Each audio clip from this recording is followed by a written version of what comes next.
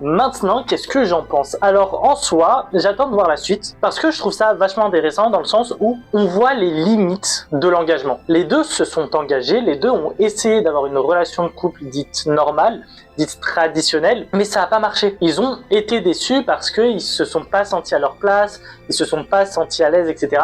Et au lieu de s'engager encore à nouveau avec une nouvelle personne, ils se sont dit, kiffons la vie, kiffons-nous, et on verra où ça viendra en fait.